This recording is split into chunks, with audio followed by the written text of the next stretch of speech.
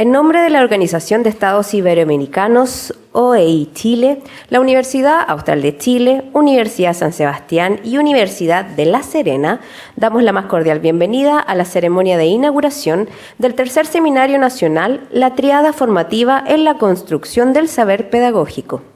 Saludamos cordialmente a las autoridades que nos acompañan esta mañana.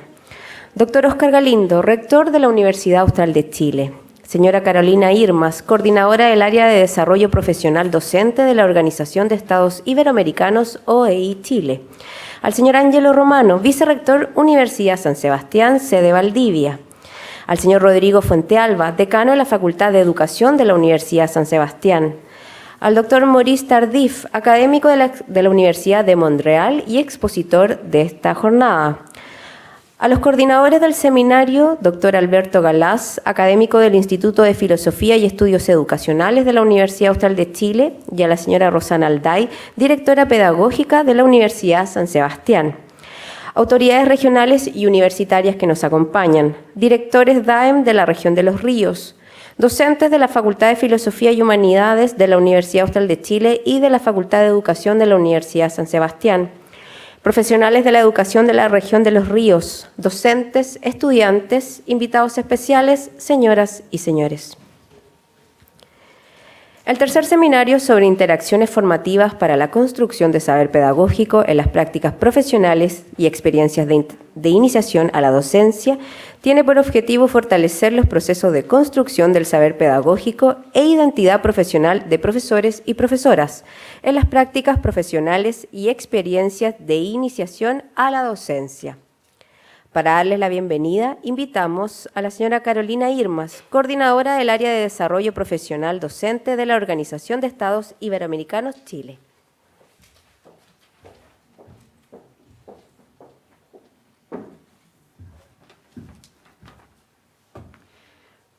Buenos días a todos y a todas. Estamos muy contentos de recibirlos, de poder dar inicio a este tercer seminario de formación práctica, sobre la formación práctica. El primero se hizo en la Universidad Diego Portales y se centró en la relación entre la universidad y las escuelas, el sistema escolar y el sistema universitario. El segundo se hizo en Valparaíso y estuvo centrado en la reflexión pedagógica. Y este es el tercero, y esperamos que sigan habiendo más seminarios de este tipo. Estamos aquí en la Universidad Austral, una universidad creada en 1954. Ayer cuando me enteré de esta cifra, de este dato, digamos, me llamó poderosamente la atención. Más de 61 años de existencia, así que estamos en un lugar histórico de nuestro país, de construcción del saber. Doy las gracias al rector de la Universidad Austral, don Óscar Galindo, por su presencia acá, por recibirnos en esta hermosa casa de estudios, al señor vicerrector de la Universidad San Sebastián, don Ángelo Romano. Doy la bienvenida y las gracias por asistir a todos los académicos, docentes, a todos los docentes de las escuelas que nos acompañan. Ayer hacíamos la cuenta de la inscripción y por lo menos habían unas 14 escuelas aquí representadas, 14 escuelas de distintas partes del país. Doy la bienvenida también a los estudiantes de pedagogía, estudiantes en práctica de las universidades que nos acompañan, por además asumir una participación activa en este seminario. ¿Ya? Y bueno, presento a la OEI, que es un organismo gubernamental de cooperación internacional. Nosotros nos dedicamos a la promoción de la ciencia, la cultura y la educación. Y bueno, hemos querido hacer de este espacio un espacio de intercambio entre universidades y escuelas en torno a este tema de la formación práctica. ¿Y por qué la formación práctica? Porque, bueno, creemos que ahí es como el centro neurálgico desde donde se construye el saber pedagógico. Es un saber que se construye en la práctica y para la práctica. Es como ahí es donde se juega nuestra labor profesional, la esencia de nuestra labor profesional. Hace un par de años atrás, unos 3 años atrás, hicimos un estado del arte sobre todos los estudios e investigaciones que se han hecho en Chile sobre la formación práctica.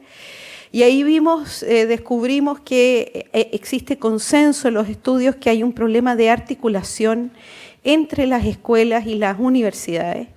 Es como que el saber docto está en las universidades y el saber práctico está en las escuelas, y hay como una brecha ahí que no logramos juntar, no logramos unir, no logramos vincular, ¿ya? Y entonces tenemos a actores dialogando por separado, ¿ya? Entonces las escuelas dicen, aquí está el verdadero conocimiento, el conocimiento que les va a ser útil, y en las universidades dicen, aquí está lo que es importante, lo que va a transformar la educación en Chile, y la verdad es que necesitamos espacios de encuentro y de diálogo entre nosotros, porque es un saber que necesitamos co-construir entre escuelas y universidades. Y yo creo que este dualismo en el que estamos es como una proyección, somos herederos del dualismo cartesiano, ¿no?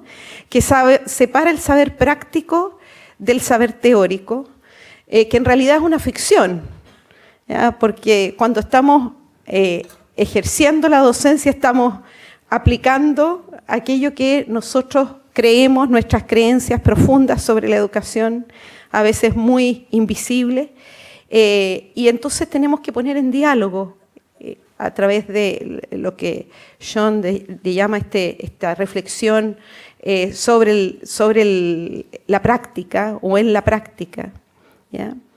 Y así que por eso es que hemos invitado a Enrique Correa y a Maurice Tardif, que son 2 provocadores, ¿ah? Los consideramos 2 provocadores porque Enrique Correa conoce muy bien por dentro y en distintas universidades con las que ha trabajado en Latinoamérica y en distintas partes del mundo sobre cómo funciona esto de la formación docente en la práctica, ¿no? Y Maurice ha profundizado mucho en torno a qué es este saber pedagógico, qué significa y cómo se construye. Ese es el motivo, ¿no? Y lo segundo, que estamos trabajando desde un paradigma de la colaboración. Aquí lo que queremos es que las universidades, lo que queremos es constituir una red de universidades que colaboren entre sí y romper este sistema competitivo que nos hace a las universidades competir por fondos y que nos hace como cuidar que el otro no sepa lo que estamos haciendo ya para que tenga menos matrícula que nosotros. Y eso pervierte el sentido profundo de lo que es una universidad, que es su carácter de intercambio de saberes y diálogo de saberes. Y en ese sentido felicito el hecho de que la Universidad Austral y la Universidad San Sebastián colaboren en lugar de competir, ¿ya? Bueno, quiero agradecer especialmente al equipo de práctica, constituido por Rosana Alday de la Universidad San Sebastián y al equipo de práctica de la Universidad Austral, representado por Edith Andrade, porque han podido hacer posible, han traído a muchas personas para acá para que puedan participar por parte de las escuelas. Y por último, nombrar a todas las universidades que se encuentran aquí presentes, a la Católica de Temuco, a la Católica de Villarrica, a la Universidad Adventista, a la Universidad de los Lagos, a la Universidad Concepción, a la Católica del Maule, a la Santo Tomás, a la Universidad de Playa Ancha, a la Universidad de La Serena, a la Universidad Autónoma, a la Universidad Austral, a la San Sebastián, y la Frontera, que se excusó, que no pudieron venir, pero que también están aquí presentes. Así que muchas gracias a todos por venir.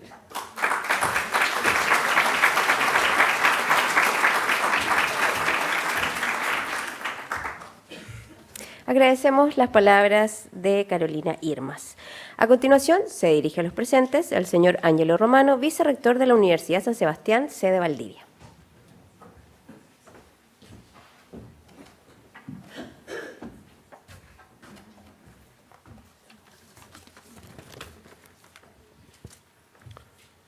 Muy buenos días, señor Óscar Galindo, rector de la Universidad Austral de Chile, señora Carolina Irmas, encargada de formación docente de la Organización de Estados Iberoamericanos, especialistas internacionales que nos acompañan, académicos de distintas universidades, profesores, estudiantes.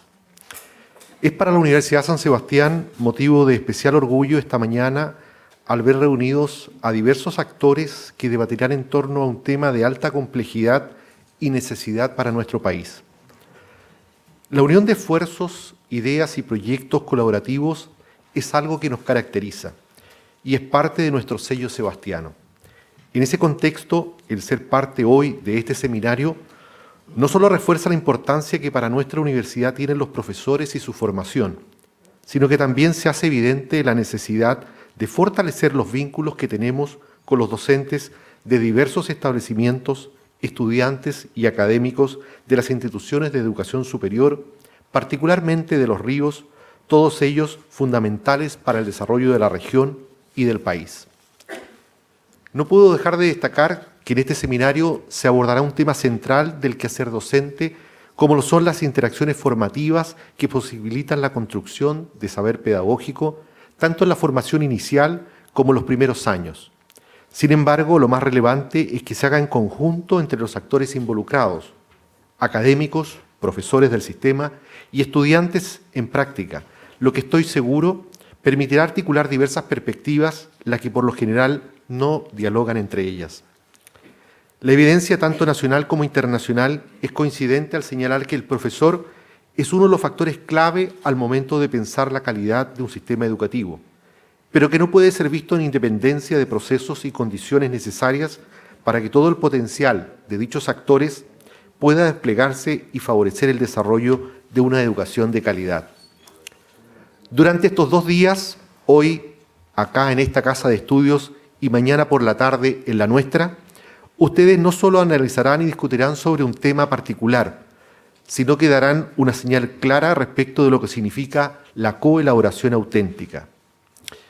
Quisiera compartir con ustedes una cita de Paulo Freire, que resulta inspiradora en lo que vamos a ver.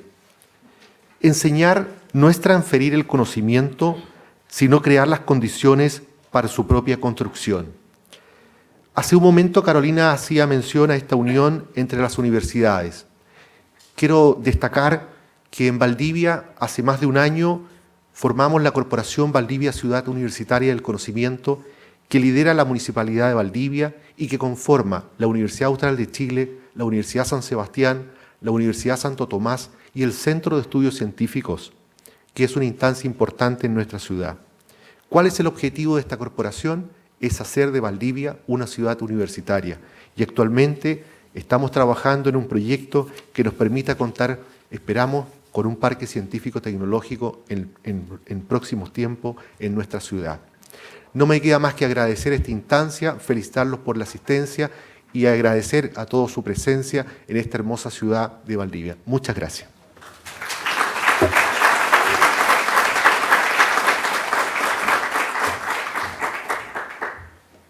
Agradecemos las palabras del vicerrector Universidad San Sebastián, sede de Valdivia, señor Ángelo Romano.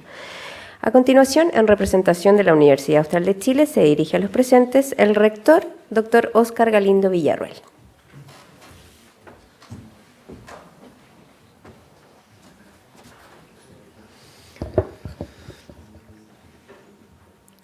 Muy buenos días, estimados amigos y estimadas amigas, a las autoridades que nos acompañan, un saludo cordial y una bienvenida a nuestra universidad, naturalmente a los representantes de todas las universidades del país que están presentes, también un saludo afectuoso y esperamos que esta sea una jornada de trabajo importante para cada uno de ustedes. Y por supuesto agradecer el impulso que está detrás de esta iniciativa en las profesoras que lideran las unidades o equipos de práctica profesional en la formación de profesores en la región de Los Ríos. Por lo tanto, creo que vamos a tener una oportunidad realmente interesante de trabajo durante estos 2 días. Quiero, en primer lugar, a propósito de que lo mencionó Carolina Irmas, señalar que el desarrollo de la educación superior en nuestro país y la formación de profesores en el sur austral de Chile es una tarea relativamente reciente. Si bien la Universidad Austral se fundó hace ya 61 años y lleva 60 años de actividad universitaria, uno debería decir, en verdad, solo hace 60 años se fundó la primera universidad al sur del Biobío. Solo hace 60 años, o sea, solo hace 6 décadas tenemos, ¿verdad?, una actividad académica universitaria en el sur de Chile. Lamentablemente el modelo de desarrollo de la educación superior en nuestro país durante muchísimo tiempo fue extraordinariamente centralista. La mayor parte de las actividades universitarias se ubicaban en la región, en la hoy región metropolitana y en Valparaíso. Gracias al esfuerzo de un grupo de intelectuales y ciudadanos, se logró la creación hace 95 años atrás de la Universidad de Concepción. Posteriormente, algunas actividades en el norte de nuestro país y el año 54, como ya se ha dicho, la Universidad Austral de Chile. Afortunadamente, hoy día la situación es un tanto distinta, tenemos un desarrollo diverso, pero no es menos cierto que todavía sigue siendo insuficiente. Vastos territorios de nuestro país, especialmente en el sur austral, carecen de educación superior y sobre todo carecen de educación superior con los niveles de calidad y desarrollo que se merecen nuestros jóvenes y nuestros territorios. Por lo tanto, hay que seguir haciendo un esfuerzo, y ustedes son parte de ello, porque la mayor parte de ustedes provienen de universidades ubicadas en zonas que requieren fortalecimiento. Hay que seguir haciendo el esfuerzo, digo, por seguir descentralizando la educación, el conocimiento, las oportunidades de acceso equitativo a actividades culturales de parte de nuestra población. Respecto al tema que nos convoca, ciertamente la formación de profesores es un tema central hoy día, lo ha sido siempre en verdad, pero no se había puesto en relieve tal vez con los niveles con que hoy día se ha incorporado a la discusión a propósito de la reforma de la educación, de la reforma de la educación superior y de los distintos temas que tienen, ¿verdad?, ocupado el debate público de nuestro país. Pero todos sabemos que la formación de profesores no va a lograr los niveles adecuados si no hacemos modificaciones y cambios estructurales, profundamente estructurales en nuestro sistema, asociados, ¿verdad?, a una carrera docente e incentivos adecuados para los profesores, cosa en la que se está trabajando, pero que evidentemente todavía no está a la altura de lo que un país serio requiere, y por otro lado, si no somos capaces de entender también que las instituciones de educación superior requieren para la formación de profesores apoyo adecuado del Estado. Lamentablemente, la formación de profesores en las universidades constituye una zona todavía insuficientemente abordada. Habitualmente, lo que realmente es lamentable, las carreras para las que el Estado destina menores niveles de financiamiento son justamente las carreras de pedagogía. Y todos sabemos que formar profesores es tanto o más complejo que formar un profesional de cualquier otra área. Y una de las dimensiones de la complejidad de la formación de profesores tiene que ver con la dimensión práctica.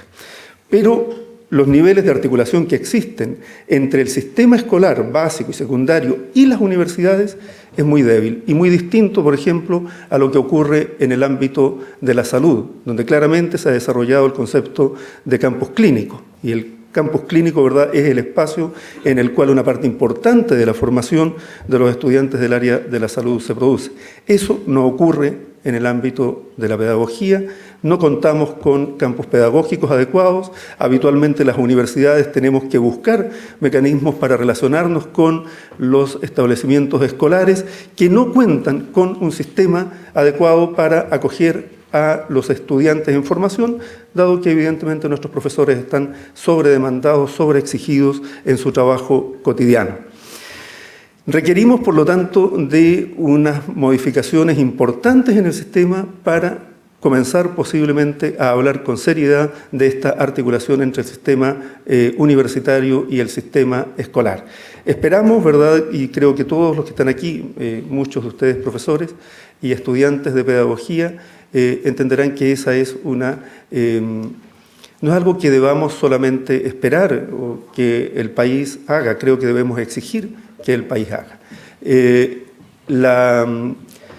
El fortalecimiento de la actividad práctica, además, y con esto termino, debe estar naturalmente asociado a la investigación, fundamentalmente a la investigación-acción, vale decir, a la investigación en proceso, y de modo tal de ir retroalimentando las actividades formativas de nuestros estudiantes. No quiero darles un mensaje pesimista, todo lo contrario, que lo que tenemos que tener claro, ¿verdad?, es que tenemos un enorme desafío como país, como universidades y como formadores de profesores, que finalmente son quienes cumplen la extraordinaria labor de formar a todos los niños y niñas y jóvenes de nuestro país. Por esa sola razón, ¿verdad?, creo que tenemos que alegrarnos y celebrar esta oportunidad en que un conjunto de universidades van a compartir experiencias y prácticas que sin lugar a dudas nos van a beneficiar a todos. Muchísimas gracias y bienvenidos a la Universidad Austral de Chile.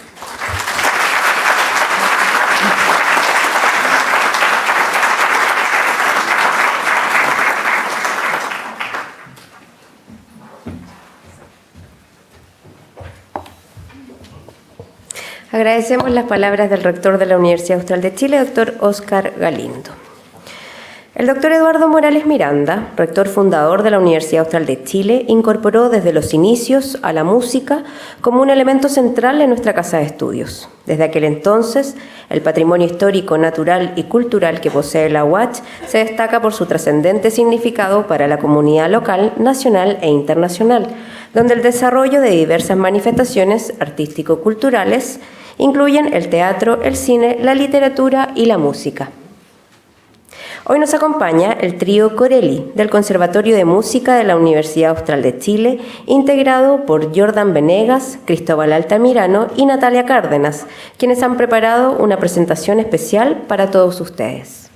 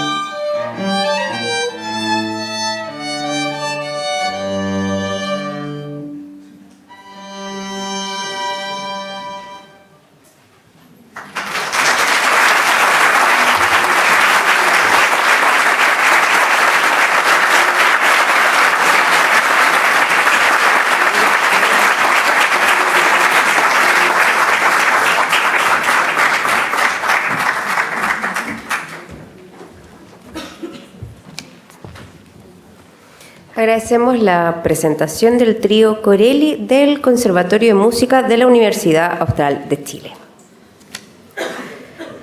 Para dar por inaugurado el tercer Seminario Nacional, la Tríada Formativa en la Construcción del Saber Pedagógico, a continuación presentamos la conferencia inaugural a cargo del Dr. Maurice Tardif, académico de la Universidad de Montreal. El Dr. Maurice Tardif es profesor titular de la Facultad de Ciencias de la Educación en la Universidad de Montreal y especialista en el área de Fundamentos de la Educación, Sociología de la Educación, Filosofía y la Historia de las Ideas Educativas. Fundó en 1993 y dirigió hasta el año 2005 el Centro de Investigación Interuniversitario de Formación y Profesión Docente, la entidad más importante de investigaciones sobre la profesión docente, que cuenta con más de 500 miembros de 13 universidades canadienses y de varios coinvestigadores internacionales de 15 países alrededor del mundo. Con los años, la CRIFE se convirtió en el mayor centro de investigación universitario en Canadá, que trabaja en el ámbito de la formación del personal de escuela y el estudio de la profesión docente. Es un centro reconocido y financiado por 4 universidades y por el Fondo de Investigación sobre la Sociedad y la Cultura del Gobierno de Quebec. Los trabajos del Dr. Tardif han sido traducidos y publicados en numerosos países. Es miembro de diversos grupos, comisiones y asociaciones de investigación en esta área y participa con regularidad en debates internacionales sobre las reformas de la enseñanza y de la escuela. El Dr. Tardif expone esencia e importancia de los saberes profesionales de los docentes en la práctica, formación e investigación en educación. Muchas gracias. Je vais parler en français, malheureusement je ne parle pas l'espagnol. Voy a hablar en francés porque desgraciadamente no hablo español. En principe, j'ai 1 heure pour parler. Se supone que tengo 1 hora para hablar. Mais je croyais initialement qu'on avait une traduction simultanée alors que c'est une traduction alternée là. Pero pensaba en un inicio que era una traducción simultánea, mientras que más bien es una traducción alternada. Donc j'ai préparé du matériel pour vous parler 1 heure, mais je vais manquer de temps. Entonces preparé material para hablar 1 hora, pero creo que voy a perder tiempo. Mais ce n'est pas grave parce que demain après-midi, je vais poursuivre ma conférence là. Pero no pasa nada porque mañana en la tarde voy a hacer otra conferencia. Parce que si vous regardez sur le programme, je vais intervenir avec mon collègue et ami Enrique demain après-midi. Donc, je vais commencer aujourd'hui et terminer demain. Porque si miran el programa voy a intervenir con mi amigo Enrique, entonces voy a hablar hoy día y mañana. C'est comme la série Game of Thrones, c'est en plusieurs parties là. Es como la serie Games of Thrones, está en varias partes. Bon, j'ai fait un long voyage pour venir ici, c'est près de 30 heures de déplacement. Hice un largo viaje para llegar hasta acá, casi 30 horas de viaje. J'ai fait Montréal-Toronto avec Enrique, Toronto-Sao Paulo, Santiago et Santiago Valdivia. Santiago y Santiago Valdivia. Donc, si j'ai pris tout ce temps, ça me fait plaisir de vous connaître et de vous parler. Entonces, si hice un viaje tan largo es porque estoy contento de estar acá. Et donc, je vais parler lentement parce que avoir pris tout ce temps, j'aimerais dire des choses intelligentes là. Entonces voy a hablar lento porque me gustaría, con todo ese tiempo de viaje, decir cosas inteligentes. Je suis un homme qui n'aime pas parler pour ne rien dire. No soy un hombre que le gusta hablar para no decir nada. Je voudrais vous parler des savoirs des enseignants, saberes docentes. Me gustaría hablar de los saberes de los docentes. Je travaille sur cette question depuis une trentaine d'années. Trabajo en este tema desde varios años. Il existe aujourd'hui, je vais en parler de manière plus systématique plus tard, là, une littérature internationale extrêmement importante. Existe una literatura internacional muy importante. En fait, la question du savoir des enseignants El tema de los saberes de los est docentes la question peut-être la plus importante depuis 30 ans en sciences de l'éducation là. es el tema más importante desde 30 años en la investigación. Cette question-là est liée au mouvement de professionnalisation de l'enseignement. Este tema está ligado con la profesionalización de la enseñanza. Un professionnel, c'est quelqu'un qui se caractérise par la maîtrise d'une base de connaissances. Un profesional es una persona que se caracteriza por el dominio de una base de conocimientos. Donc, ce qui amène forcément à s'interroger sur la nature de la base de connaissances ou de la base de savoir des enseignants. Lo que nos lleva a interrogarnos sobre la naturaleza, la esencia de esa base de conocimientos. Que savons-nous sur la nature et l'importance des savoirs des enseignants? ¿Qué sabemos sobre la esencia y la importancia de los saberes de los docentes?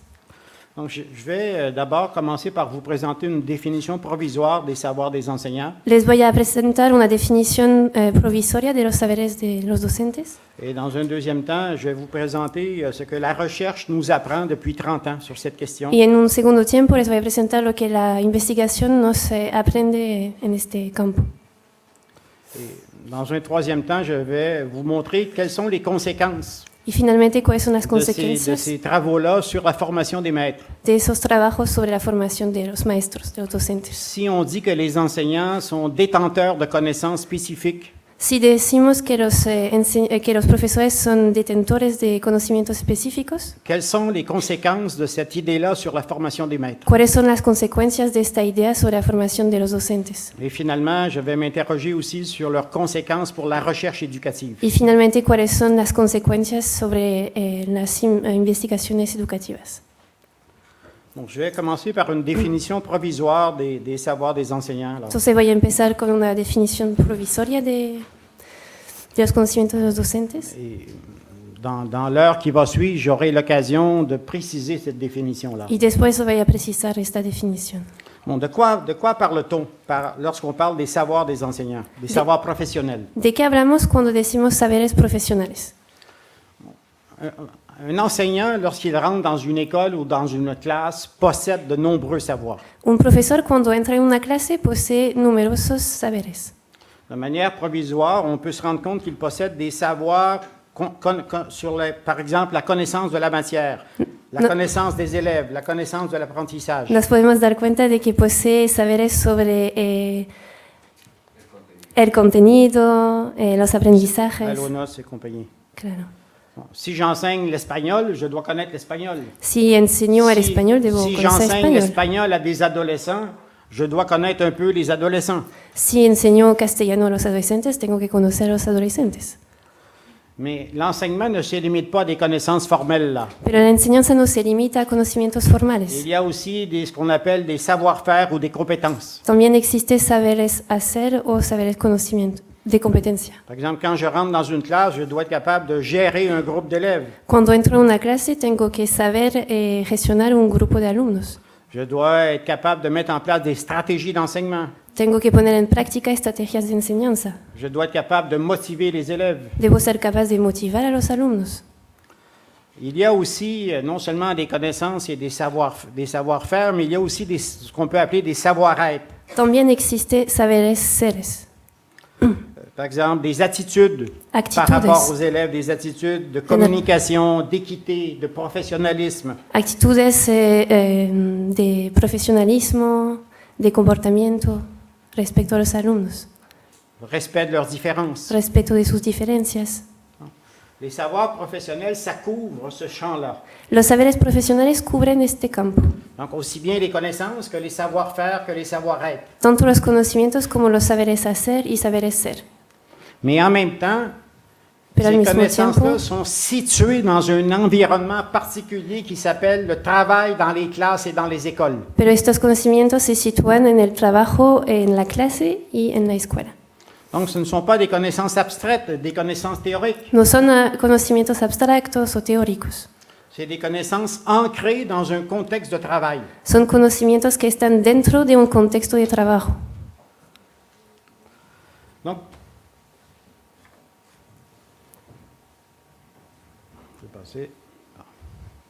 Donc, les connaissances professionnelles désignent les savoirs qui sont à la base du travail quotidien des enseignants dans les écoles. Los conocimientos designan los saberes que están a la base de trabajo de los profesores en las escuelas. Donc, un enseignant, c'est comme un autre travailleur, c'est comme un médecin, un ingénieur, un psychologue. Un profesor es como un médico, un psicólogo.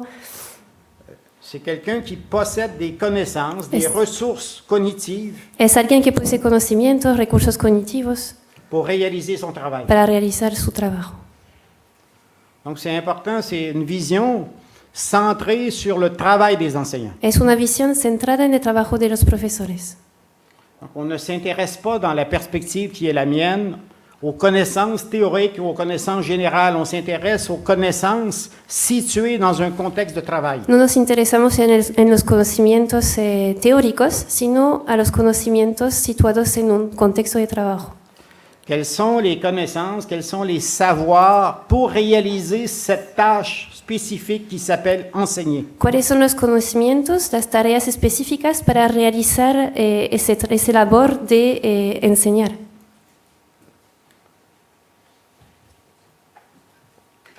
Cette définition-là a des conséquences importantes. Esta definición tiene consecuencias importantes. Bon, la première conséquence, c'est que les enseignants ne sont pas des idiots cognitifs. Primero, los profesores no son idiotas cognitivos. Pendant longtemps, Durante mucho tiempo, la recherche ne s'est pas intéressée aux connaissances des enseignants. la investigación no se interesó a los conocimientos de los profesores. Elle s'est intéressée à la recherche en laboratoire, Se interesó a los conocimientos en laboratorios, à la recherche sur la psychologie de l'enfant a la investigación de la psicología del niño ou la sociologie de l'école. o la sociología de la escuela. Comme si les enseignants Como si ne los possédaient pas profesores des connaissances pour leur propre travail. no poseyeran conocimientos por su propio trabajo. Pendant longtemps, Durante mucho tiempo, par exemple dans les années 50, 60, 70, por ejemplo, en los años 50, 60, 70, on croyait creíamos que les enseignants n'avaient aucune influence Que los- sur l'éducation et l'instruction des élèves. que los profesores no tenían ninguna influencia sobre la educación de los alumnos. Par exemple, si vous prenez les travaux célèbres de Pierre Bourdieu, le sociologue français, là, Pierre Bourdieu, Si tomamos en cuenta los trabajos de Pierre Bourdieu, el sociólogo francés súper conocido, qu'est-ce que nous dit Pierre Bourdieu? ¿qué nos dice él? Pierre Bourdieu disait, dans le fond, Él que le decía travail pédagogique des enseignants que el trabajo pedagógico de los est profesores déterminé está par la determinado société à por la l'extérieur de sociedad l'école. exterior a la escuela. C'est la société qui définit Es la sociedad que define la sélection scolaire et les pratiques scolaires. la selección escolar y la práctica escolar. Comme si les enseignants n'avaient aucune influence Como si los profesores sur les no pratiques tuvieran scolaires. ninguna influencia sobre las prácticas escolares. Pourtant, depuis une trentaine d'années, Sin embargo, desde 30 años, toutes les recherches sur l'école, toutes les recherches sur l'enseignement montrent todas las investigaciones sobre la escuela, la enseñanza, muestran que l'effet le plus important, c'est l'effet des enseignants. que el efecto más importante es el efecto de los profesores. Les enseignants et les enseignantes Los profesores y profesoras ont un impact crucial sur la réussite des élèves. tienen un impacto importante en el éxito de los alumnos. Donc c'est intéressant Entonces es interesante de réfléchir sur pensar les connaissances des enseignants, précisément parce que les enseignants sont le facteur central de la réussite des élèves. Entonces es importante pensar sobre el rol de los profesores porque tienen un impacto importante en el éxito de los alumnos. Les enseignants font la différence. Los profesores hacen la diferencia. Un enseignant de qualité fait la différence par rapport a un enseignant incompétent. Un profesor de calidad hace la diferencia respecto a un profesor incompetente. Donc, on n'est plus à l'époque de Bourdieu où on croyait que tout était déterminé par la société. Entonces ya no estamos más en la época de Bourdieu donde pensábamos que todo está determinado por la sociedad Ou encore que les enseignants n'ont pas d'impact sur l'apprentissage des élèves. o que los profesores no tenían ningún impacto en el aprendizaje de los estudiantes. Moi, en tant que formateur d'enseignants, Yo como formador de profesores, c'est extrêmement important de savoir que les enseignants sont un facteur crucial de la réussite des élèves. es muy importante saber que los profesores son un factor importante en el éxito de los alumnos. Parce que si tout est déterminé par la société, alors mon action est nulle. Porque si todo está determinado por la sociedad, entonces mi acción vale nada. Nous, formateurs d'enseignants, nous avons une responsabilité extrêmement grande. Entonces nosotros formadores de profesores tenemos una responsabilidad muy grande. Parce que nous formons des enseignants qui auront un impact positif ou non sur les élèves. Cuando formamos a los profesores que tendrán un impacto positivo en los alumnos.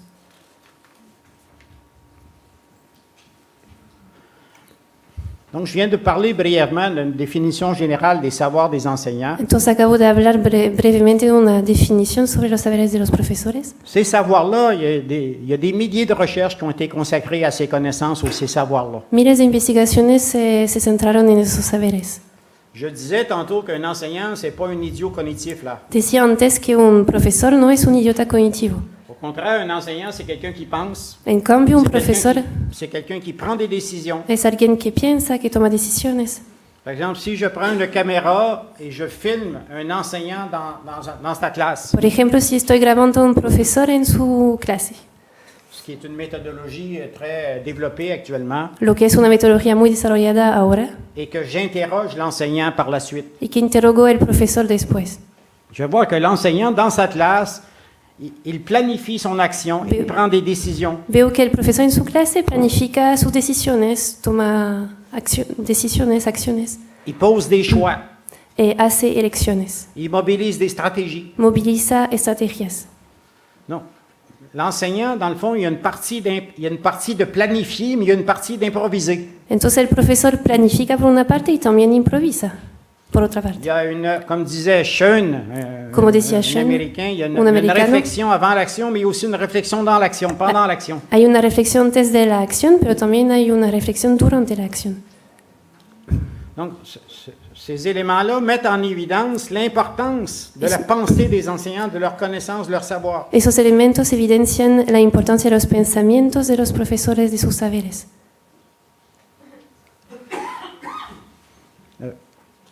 Par conséquent, si vous avez bien compris ce que j'ai dit, Por consecuente, si entendieron lo que dije, si on s'intéresse au savoir professionnel des enseignants, si nos interesamos por el saber profesional de los profesores, comme formateur ou comme chercheur, como formador o investigador, on ne peut pas se limiter à rester dans nos bureaux, à l'université ou dans nos laboratoires. no podemos limitarnos a quedarnos en nuestra oficina o en los laboratorios de la universidad. L'étude des savoirs des enseignants El estudio de los saberes de los profesores implique Implica d'aller dans les écoles et dans les classes. ir a las escuelas y adentro de las clases. La formation des maîtres ne peut pas se limiter à des recherches en laboratoire ou à l'université. La formación de los maestros o docentes no se puede limitar a investigaciones en laboratorios o en su oficina. Les professeurs d'université, Los les profesores de professeurs d'école universidad, normale, de escuela normal, les chercheurs universitaires doivent sortir de l'université et aller travailler dans les écoles, dans les classes. y los investigadores deben salir de sus universidades e ir a trabajar en sus clases, en las aulas. Ils doivent Deben discuter avec les enseignants, ils doivent les filmer, faire des vidéos, de l'analyse de pratique. conversar con los profesores, grabarlos, hacer análisis prácticos. Donc, d'entrée de jeu, cette idée-là implique Entonces, une de entrada, transformation de la recherche éducative. Je vais en parler tantôt plus longuement. Eso implica una transformación de la investigación práctica, educativa. Donc, on observe en Amérique du Nord depuis 30 ans un déplacement de la recherche éducative qui passe des laboratoires vers les écoles. Observamos entonces en América del Norte un desplazamiento de la práctica educativa que pasa del laboratorio a la práctica en aula.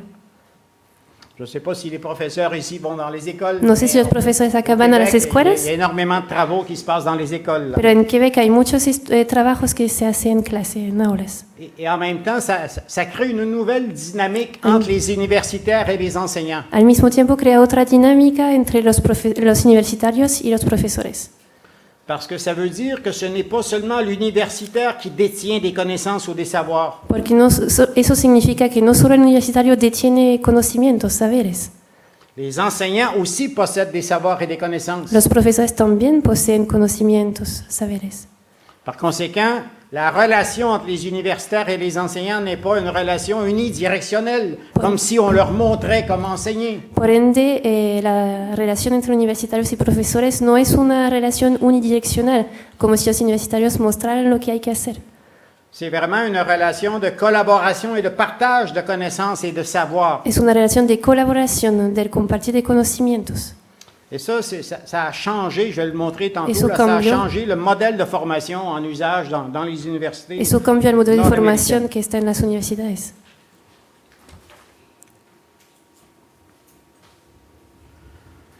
La recherche sur les savoirs des enseignants, je le disais tantôt, a La émergé investigación dans les années 80. Sobre los saberes de los profesores emergió en los años 80. Un des principaux facteurs Un de à los l'origine, c'est factores comme je le disais principales tantôt, c'est le mouvement de professionnalisation de l'enseignement. là. Fue la profesionalización de los profesores. C'est aussi tout l'essor des sciences cognitives. Es el auge de las ciencias cognitivas. Pourquoi? Parce qu'avant ça, la psychologie nord-américaine était dominée par le behavioriste. Antes la psicología norteamericana estaba dominada por el comportamiento. Behaviorista. Eso. Le behavioriste ne s'intéressait pas à ce qui se passait dans l'esprit des gens. No se interesaba por lo que pasaba en la mente de las personas. Il s'intéressait à la fois au comportement et aux stimuli. Se interesaba por los comportamientos, los estímulos. Par exemple, il filmait les enseignants là, et il cochait des listes de comportements. Grababa a los profesores y marcaba listas de comportamiento. Avec l'essor des sciences cognitives et de la psychologie cognitive, on a commencé à s'intéresser au traitement de l'information, mais aussi aux connaissances à travers lesquelles on appréhende la réalité. Entonces empezamos a interesarnos por el conocimiento y el tratamiento de la realidad. Donc, il y a à la fois un mouvement social, le mouvement de professionnalisation Hay un de movimiento l'enseignement, social y de profesionalización de la enseñanza. et il y a aussi un changement de paradigme scientifique. Y un cambio de paradigma científico. On passe d'une psychologie comportementale Pasamos de una psicología à comportamental une psychologie cognitive. a una psicología cognitiva.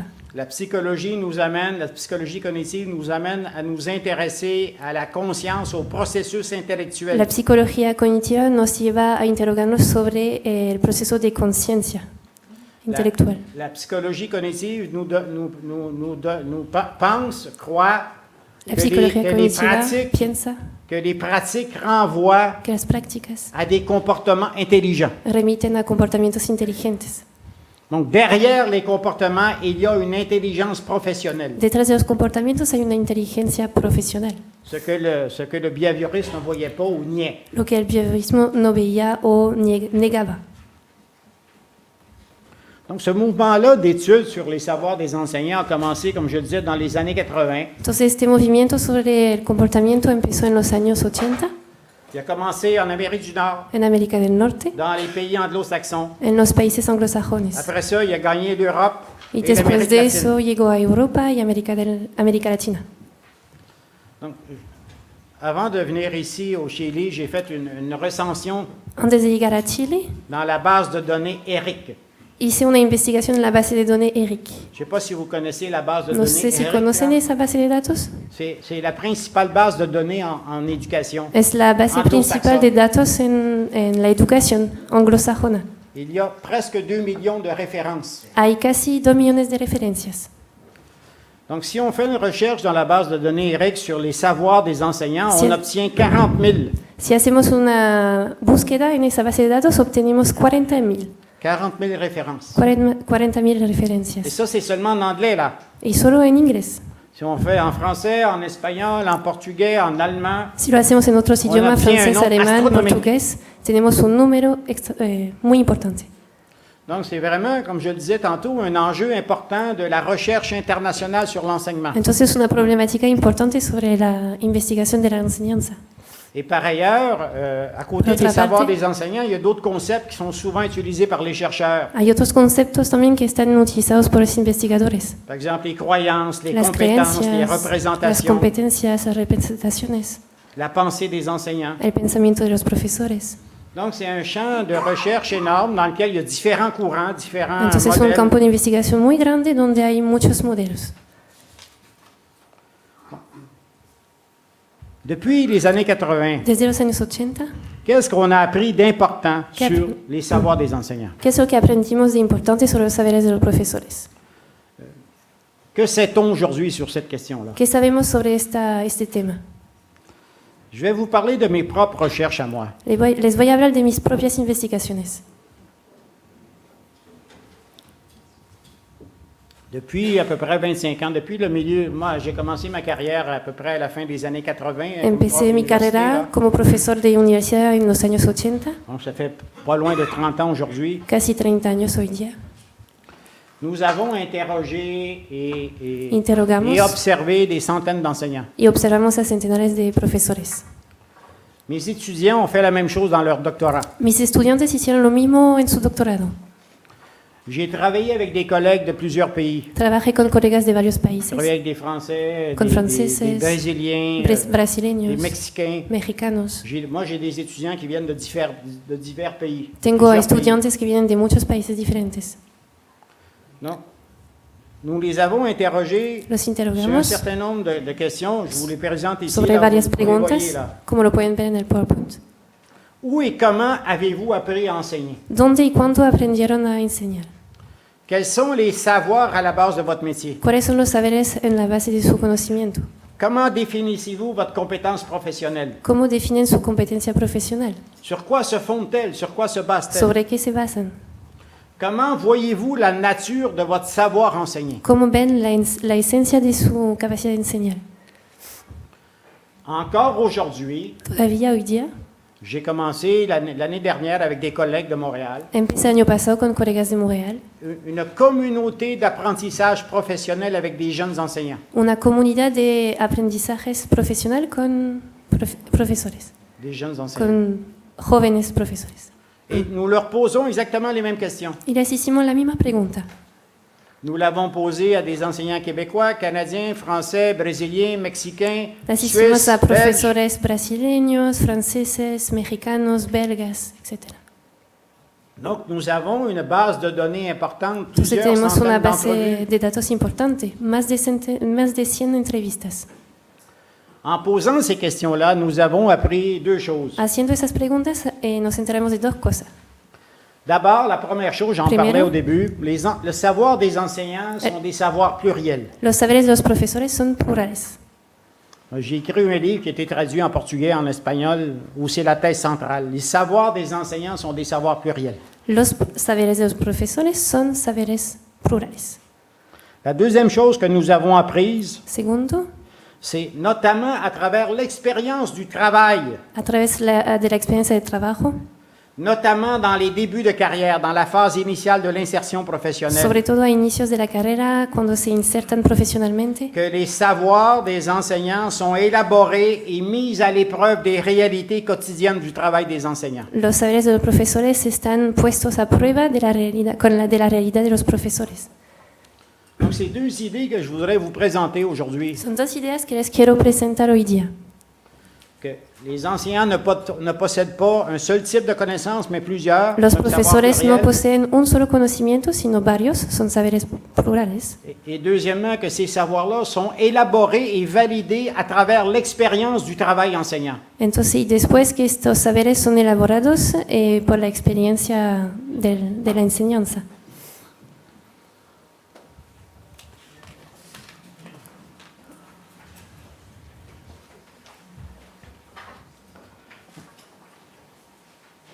L'enseignement La enseñanza se distingue se des distingue professions scientifiques ou techniques. de las profesiones científicas o técnicas. Par exemple, si on étudie les connaissances des enseignants, les savoirs des enseignants, on s'aperçoit que Por les ejemplo- enseignants ne possèdent pas juste un type de connaissance. Por ejemplo, si estudiamos los conocimientos y saberes de los profesores, nos damos cuenta de que no poseen un solo saber. Par exemple, si j'enseigne l'espagnol, Si enseño el español, il ne me suffit pas de connaître l'espagnol. no solo basta con conocer el español. Je dois aussi connaître les élèves, je Tengo dois que aussi connaître conocer la gestion de la classe. A los alumnos, a la gestión de clase. Je dois connaître un ensemble de savoirs, Tengo que conocer de un savoir-faire et de conjunto savoir-être. de saberes, de saber hacer, de saber ser.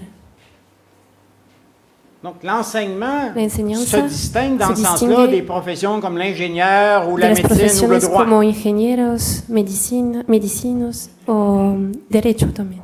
La base de connaissances des enseignants, elle est plus variée, La base de conocimientos de los profesores es más variada, elle est plus complexe. más compleja. Elle est, un mot en français, je ne sais pas si on a un équivalent en espagnol, elle est composite. ¿Está compuesta? No es el Compuesta. mismo sentido. Donc c'est important lorsqu'on forme les enseignants Es importante cuando formamos a los profesores d'être conscient du large spectre ser de conscientes savoir et de compétences nécessaires à l'activité des enseignants. de la amplitud de los conocimientos de los profesores. Lorsqu'on forme un enseignant, on ne forme pas un spécialiste de la matière Cuando formamos a un profesor, no formamos a un especialista de la asignatura ou un technicien de la pédagogie. o a un técnico de la pedagogía, On forme quelqu'un qui doit Formamos posséder une large base de connaissances. a una persona que debe poseer una larga base de conocimientos. Il doit être capable aussi de la mobiliser dans les interactions avec des jeunes. También tiene que ser capaz de utilizarla cuando se interactúa con los jóvenes. Il doit être capable Debe ser capaz d'avoir des attitudes de respect. de tener actitudes de d'équité. respeto, de equidad. Donc, le savoir des enseignants, c'est un savoir non seulement pluriel, mais c'est un savoir complexe. Entonces el saber de los profesores es plural, pero también complejo. C'est pas un savoir qu'on peut mettre sous un No es un saber microscope. que podemos observar desde un microscopio. C'est une réalité Es una symbolique realidad simbólica qui s'élabore que se elabora dans le travail en classe à travers les interactions avec les élèves. en el trabajo en clase a través de las interacciones con los alumnos. Donc, c'est pour la raison pour laquelle je disais tantôt Por eso dije qu'il antes est important pour des chercheurs et des formateurs Que d'aller dans les écoles et de comprendre la complexité des activités des enseignants. que es importante para ustedes ir a las aulas para comprender la complejidad de los profesores de la enseñanza. Si on veut comprendre la variété de leurs connaissances. Si queremos entender la variedad de sus conocimientos. Je le disais tantôt, Decía antes une des questions qu'on a posées aux enseignants, c'est d'où viennent vos connaissances? que entre las preguntas que hacemos a los profesores es ¿de dónde vienen sus conocimientos? Où avez-vous appris à enseigner? ¿Dónde aprendieron a enseñar? Donc, c'est une question sur l'origine des connaissances et leur mode d'intégration au métier. Es una pregunta sobre el origen de sus conocimientos y el modo de integración en su profesión.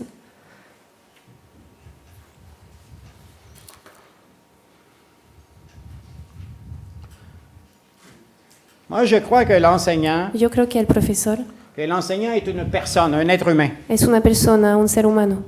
Et quand il arrive en classe, quand il rentre en classe, Y cuando llega a clase, entra a clase, il arrive comme une personne. llega como persona.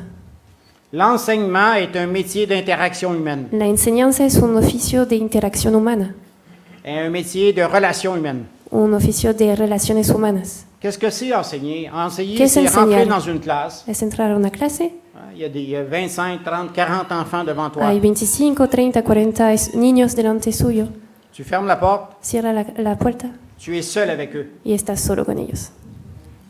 Et tu dois développer un programme Y debes d'interaction desarrollar avec eux. un programa de Tu interacción dois, con ellos. tu dois les faire apprendre. Debes hacerles aprender, Tu dois les contrôler. debes controlarlos, Tu dois les orienter. debes orientarlos, Tu dois les motiver. debes motivarlos. C'est ça l'enseignement. Es eso la enseñanza. Mais lorsqu'on enseigne, on Cuando ne peut pas enseñamos- laisser sa personnalité à l'extérieur de la classe. No podemos dejar su personalidad fuera de la clase. Quand je rentre dans une classe, je rentre avec tout ce que je suis. Cuando entro a una clase, entro con todo lo que soy. Je ne peux pas laisser ma personnalité au vestiaire. No puedo dejar de lado mi personalidad en el armario. Si je suis technicien, je peux laisser ma personnalité au vestiaire. Si soy técnico, puedo dejar mi personalidad en el armario. Je n'ai pas besoin de ma personnalité. No la necesito. Mais quand j'enseigne, Pero cuando enseño, ce que je suis comme personne lo que soy como persona fait partie du processus de travail. forma parte del proceso de trabajo. Ce que je suis comme personne Lo que soy como est persona un élément central de l'interaction avec les élèves. Es un elemento importante de la interacción con los alumnos.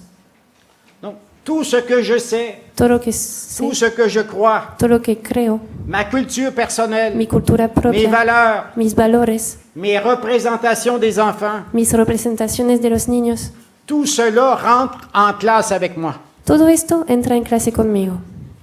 Donc, il est important de ne pas avoir une vision étroite de l'enseignement et de Entonces, l'enseignant. es importante tener una visión estrecha de la enseñanza. Enseigner est un travail d'interaction humaine. Enseñar es un trabajo de interacción humana. Et l'enseignant, c'est toute sa personne qui travaille. Y el profesor es toda esa persona que trabaja. C'est pour cette raison-là que l'enseignement est parfois si difficile. Por eso a veces la enseñanza es tan difícil. Parce que quand j'enseigne, je suis par exemple dans ma classe avec mes 30 élèves ou mes 40. Cuando enseño y que estoy en clase con mis 30 o 40 alumnos, les élèves, ce n'est pas des objets inertes, ce n'est pas des marchandises. Los alumnos no son objetos inertos, mercancía. C'est des gens qui me regardent. Es gente que me mira. Ils me voient. Me están mirando. Je suis visible. Soy visible para ellos. Enseigner, c'est être visible par d'autres. Enseñar es ser visible por otros. Ce qui suppose toujours une certaine vulnérabilité. On risque d'être vulnérable. Lo que supone cierta vulnerabilidad. Se supone que soy vulnerable. Ce qu'on est comme personne est visible par les autres. Lo que somos como persona es visible por otros. Donc les enfants peuvent nous juger. Entonces los niños nos pueden juzgar. Pour cette raison-là, l'enseignement sur le plan émotionnel, est un travail difficile. Es un trabajo difícil. Très difficile, surtout au secondaire là. Muy difícil, sobre todo en la enseñanza media. Pourquoi? Parce que c'est notre personne qui est en jeu là. Porque es nuestra persona que está en juego. Moi, j'ai interrogé des centaines d'enseignants. Yo interrogué a cientos de profesores. Avec mes équipes de recherche, con mes mis equipos de investigación, estudiantes, asistentes. On a essayé de découvrir les différents types de savoir. Tratamos de descubrir los diferentes tipos de saberes. Et je vous propose ici un classement. Là. Les propongo una clasificación acá.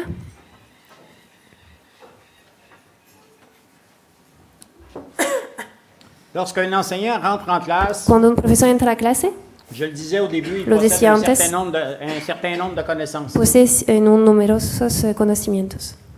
D'abord, il possède des connaissances personnelles qui viennent de son histoire de vie. Conocimientos personales que vienen de su historia de vida.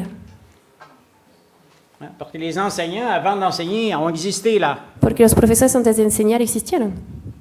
Donc, ils possèdent déjà des connaissances qui viennent de leurs histoires de vie. Ya poseen conocimientos que vienen de su historia de vida. Je vous donne un exemple banal. Les doy un ejemplo así común. La plupart des enseignants en Occident sont des femmes. La mayoría de los profesores en Occidente son mujeres. C'est important, cette es importante. C'est un enjeu central. Là. Es una problemática central. L'enseignement est marqué par les questions du genre. La enseñanza está marcada por la pregunta del género. Pourquoi ce sont les femmes qui choisissent l'enseignement? ¿Por qué son las mujeres que eligen la enseñanza? Est-ce que ce travail-là possède des caractéristiques typiques du travail féminin? ¿Este trabajo posee características típicas del género femenino? Les enseignantes, donc les femmes, los profesores, entonces las mujeres, n'ont pas appris à être femmes à l'université, là. No aprendieron a ser mujer en la universidad. Elles l'ont appris dans leurs histoires de vie, dans leur famille. Lo aprendieron en su historia de vida, en su familia. Elles ont appris à agir comme des femmes. Aprendieron a actuar como mujeres. À s'habiller en femmes. A vestirse como mujeres. À réagir comme des femmes. A reaccionar como mujeres. Et à penser comme des femmes. Y a pensar como mujeres. Donc avant même d'enseigner, antes de enseñar, les enseignantes sont déjà marquées par le féminin. Los profesores están marcados por lo femenino. L'école est une institution féminine. Es una institución femenina. Particulièrement au primaire. Especialmente en la básica. L'école est déjà porteuse d'une culture féminine. La escuela ya lleva en su sello lo femenino. Mais lorsque les enseignantes arrivent à l'école ou rentrent en classe, elles ne disent pas « Aujourd'hui, je vais agir comme une femme ». Cuando los profesores entran a una clase no dicen hoy día voy a actuar como mujer. Elles sont des femmes. Son mujeres. Si on demande aux enseignantes, si preguntamos a los profesores, une question qui a été posée des milliers de fois. Es una pregunta ya hecha muchas veces. Pourquoi êtes-vous devenue enseignante? ¿Por qué se convirtió en un profesor? La plupart du temps, c'est pour des raisons affectives, émotionnelles. Muchas veces son por razones emotivas. Pour des relations d'aide avec les enfants. Por les relations d'aide. Por relaciones de ayuda con los niños. Des relations affectives pour l'amour des enfants. Por relaciones afectivas de amor con los niños. Moi, j'enseigne un cours à l'Université de Montréal. L'Université de Montréal, c'est très grand. Hein? Yo doy una clase en la Universidad de Montréal. La Universidad de Montréal es muy grande. Il y a 70 000 étudiants à l'Université Hay de Montréal. 70.000 estudiantes en la Universidad de Montréal. Moi, je donne un cours à 600 étudiantes. Yo doy una clase a 600 estudiantes. 600 étudiantes. Et lorsqu'on fait des enquêtes auprès de ces étudiantes-là, Quand elles on- nous disent pour la plupart qu'elles ont choisi l'enseignement par amour des enfants. Cuando les interrogamos sobre esto, nos dicen que hicieron este trabajo por amor a los niños Ou bien pour les soutenir o por apoyarles dans une dimension qu'on peut appeler de vocation. en una dimensión que podríamos llamar de vocación. Donc, beaucoup de savoir-faire, de savoir-être des enseignants Muchos viennent de leurs saberes histoires de vie. hacer, saberes ser vienen de su historia de vida. Il y a beaucoup de savoirs aussi qui proviennent de la formation scolaire antérieure. Muchos saberes provienen también de formación escolar anterior. Un enseignant, Un profesor c'est un travailleur es un trabajador qui n'est jamais sorti de l'école. que nunca salió de la escuela. Il est école au primaire, il est école au secondaire, Es escuela il est école à básica, l'université, media, en et la maintenant il travaille dans l'école. universidad y un trabajo en la escuela. C'est extrêmement important ça. Es muy importante esto. C'est un des rares travailleurs Es uno qui de vit los cette condition-là. pocos trabajadores que viven esa condición. Alors, si je deviens, moi, avocat, Si me convierto en un abogado, quand je vais devenir avocat, j'ai jamais travaillé dans un bureau d'avocat. Là. cuando quiero ser abogado nunca trabajé en una oficina de abogado. Si je deviens ingénieur et je construis des ponts, Si me convierto en un ingeniero y fabrico puentes, j'ai jamais construit de pont avant de devenir ingénieur. nunca hice puentes antes de volverme ingeniero. Mais quand j'enseigne, Pero j'ai cuando enseño he visto vu des milliers de fois des millares classes. de veces clases. Avant même de devenir enseignant, je sais déjà c'est quoi l'enseignement. Antes de ser profesor ya sé lo que es la enseñanza. On sait à peu près, approximativement, là, qu'un élève du primaire et du secondaire, là, Sabemos que un alumno aproximadamente de primaria y básica, de básica y media, s'il fait perdón, ses études au complet, il passe à peu près 15 000 heures à l'école. si hace todos sus estudios pasa más o menos 15.000 horas en la escuela. Donc les enseignants sont tous des anciens écoliers qui n'ont jamais lâché l'école. Los profesores son todos antiguos escolares que nunca abandonaron la escuela. Donc avant de se former, Antes de avant de se formarse, former à l'université, En la universidad, ils savent par saben conséquent ce qu'est l'enseignement. por consecuencia, lo que es la enseñanza. Il y a beaucoup de travaux Hay muchos trabajos, sur cette question-là. Sobre On esa appelle pregunta. ça les savoirs pré-professionnels. llamamos eso los saberes preprofesionales, Donc les savoirs acquis avant la formation à l'université. los saberes adquiridos antes de la formación en la universidad. Par exemple, on a montré Por ejemplo, que mostramos beaucoup de stratégies des enseignants que muchas de las estrategias de los Dans les profesores clases. en las clases étaient inspirées de leurs expériences scolaires comme élèves. se inspiraban de su experiencia como alumno. Souvent, les enseignants qui débutent leur carrière Muy a menudo los profesores que inician su carrera reproduisent dans la classe des modèles Reproducen d'action en qu'ils su ont vus clase. pendant leur carrière et comme étudiants. modelos de acción que han visto como alumno en sus clases. Donc, un enseignant, c'est assez particulier comme Un travail. profesor es bastante particular como trabajo. C'est comme si un travailleur d'usine Es como si avait un toujours trabajador de passé sa fábrica vie dans l'usine depuis l'âge de 6 ans. siempre pasó su vida en una fábrica desde la edad de 6 años. Il commence à travailler à 22 ans, mais depuis l'âge de 6 ans, il est déjà dans l'usine. Empezó a trabajar a los 22 años y desde los 6 años ya está en la fábrica. Donc, il est familier avec les pratiques du travail social de Entonces se l'usine. familiariza con las prácticas sociales de la fábrica. Mais c'est la même chose pour les enseignants. Entonces la misma cosa para los profesores. Donc, lorsqu'on enseigne à l'université, Cuando enseñamos en la universidad, c'est extrêmement important de es muy comprendre importante cette entender réalité-là. esa realidad. Parce que souvent, ce qu'on Porque a enseigne, menudo lo que ce qu'on enseñamos enseigne à l'université en la entre universidad en contradiction entra en contradicción avec ce que les enseignants ont appris à l'école. con lo que los profesores se aprendieron en la escuela. Et lorsque les jeunes enseignants commencent à Y enseigner, cuando los jóvenes profesores empiezan a enseñar, très souvent, ils oublient leur formation muy a universitaire menudo se olvidan de la formación universitaria pour revenir aux anciennes pratiques d'enseignement qu'ils ont vues tout Para au long volver de leur scolarité. a las antiguas prácticas de enseñanza que han visto a lo largo de su escolaridad. Souvent, la formation glisse A sur les menudo. étudiants comme l'eau sur la peau d'un canard.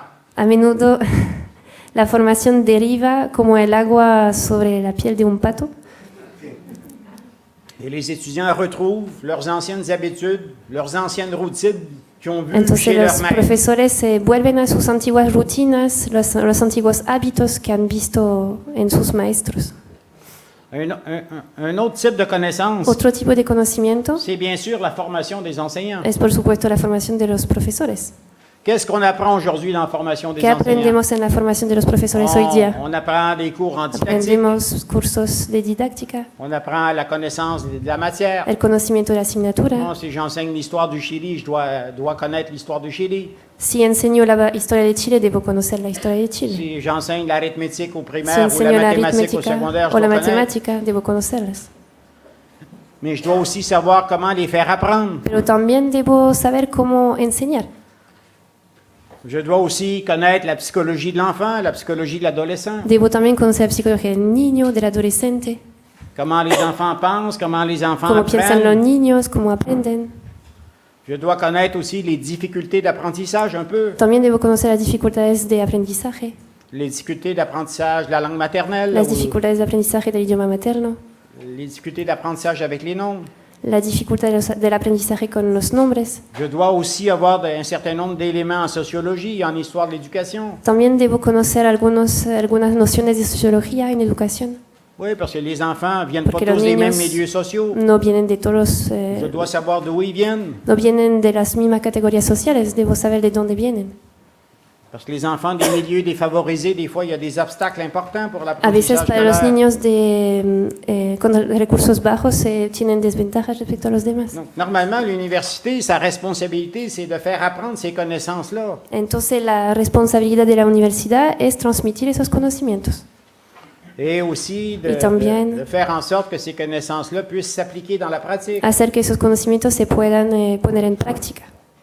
C'est tellement important, ces connaissances-là, Es muy qu'aujourd'hui, importante esos conocimientos. la formation des maîtres sur la planète est toute rendue à l'université. La formación de los maestros está dada en la universidad. L'enseignement est devenu, au fil des décennies, une profession savante. La enseñanza se convirtió en una profesión sabia. Au Québec, au Canada, Au Québec, au c'est Canada. presque le niveau d'un master, l'enseignement. C'est 4 ans d'université. La enseñanza son 4 años de universidad. Au Es Canada, como au el nivel Canada de anglais, c'est máster. 5 ans. En Canadá inglés son 5 años. Au Canada anglais, c'est un niveau de master. Es un nivel máster. Donc, l'enseignement est devenu une profession savante. La enseñanza se convirtió entonces en una profesión sabia. Pendant longtemps, on n'avait pas besoin de se former. Durante mucho tiempo no era necesario formarse.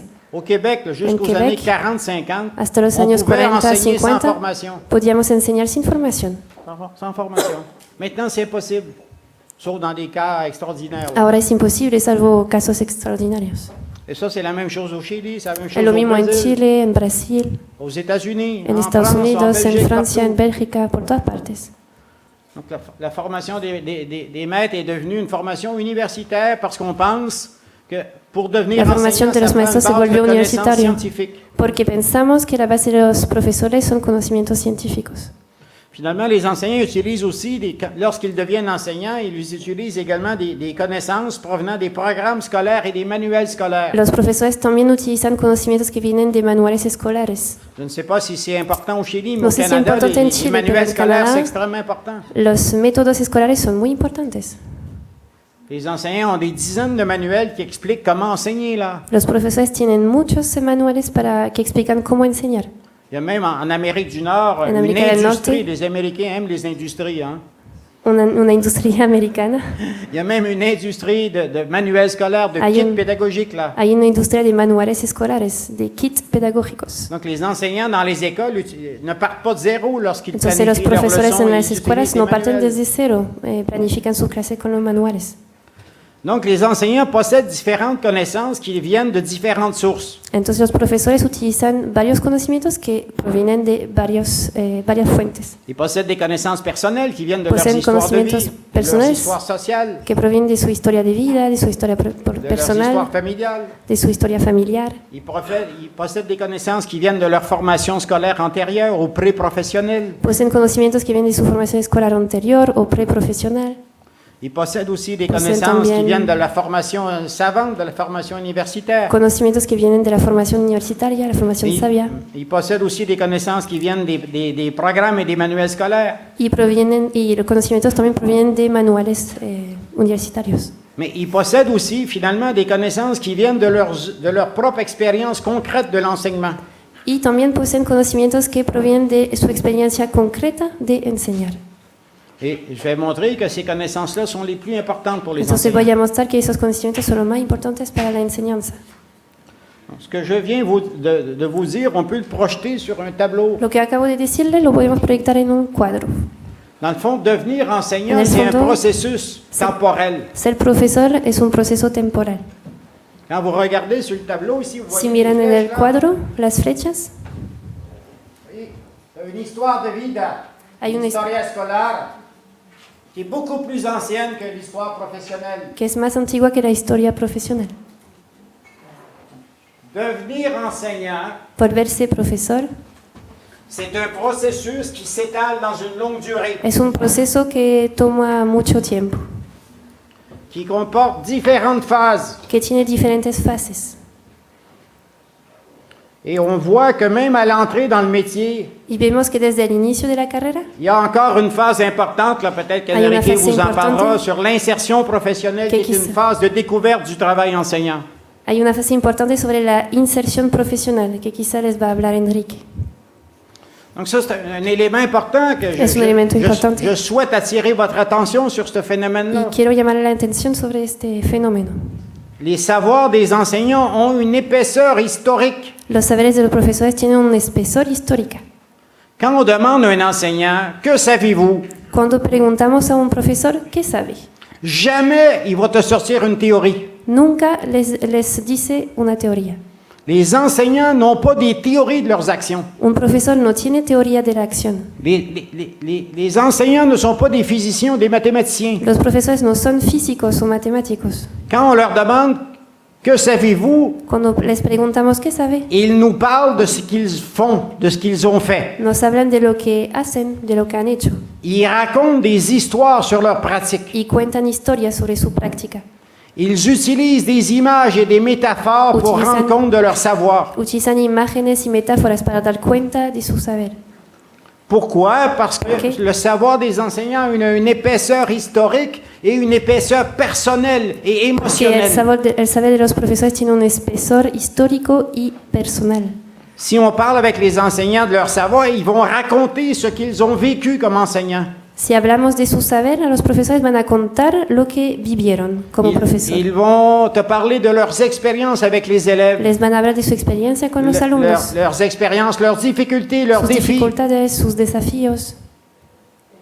Donc le savoir des enseignants, c'est pas juste un savoir qu'on peut mettre on peut pas le mettre en formule. El saber de los profesores no es un saber que se puede peut- poner en fórmula. On peut pas dire AX2 plus BX plus C. No podemos decir That's enough. eso. Non, c'est possible. No es posible. Il faut parler avec les enseignants, essayer Hay que de conversar con los comprendre, profesores, de intentarlos comprendre leur entender, propre histoire professionnelle. entender su historia profesional. Moi, une chose que j'ai apprise depuis 25 ans, Una cosa que aprendí desde 25 años, je vous ai donné là, différents savoirs ici. Là, à les gauche, là. diferentes saberes a la izquierda. Moi, ce que j'ai appris depuis 25 ans, c'est que que tous ces aprendí- différents savoirs-là dépendent Es que esas diferencias dependen ultimement de leurs utilisations dans l'expérience quotidienne De du su- travail enseignant avec les élèves. de su uso en la experiencia cotidiana de su trabajo con los alumnos.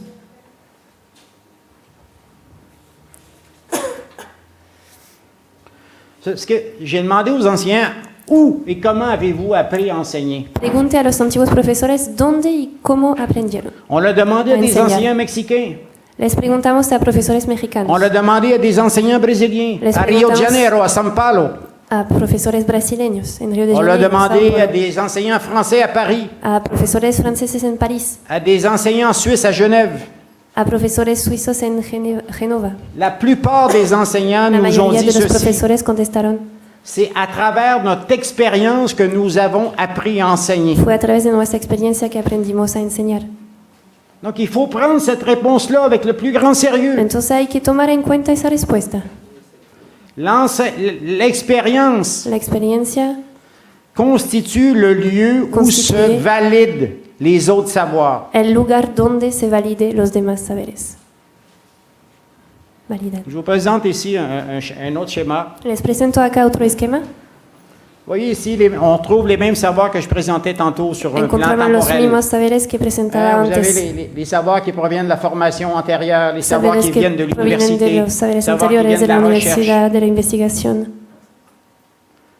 Tous ces savoirs-là sont importants. Todos estos saberes son importantes.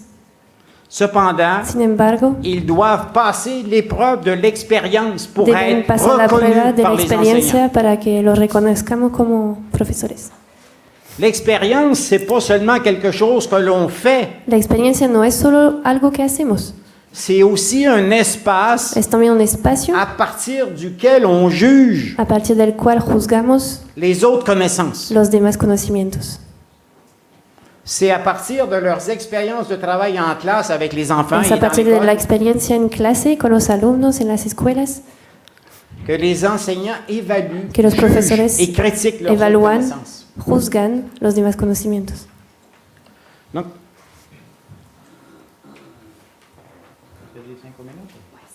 no problème.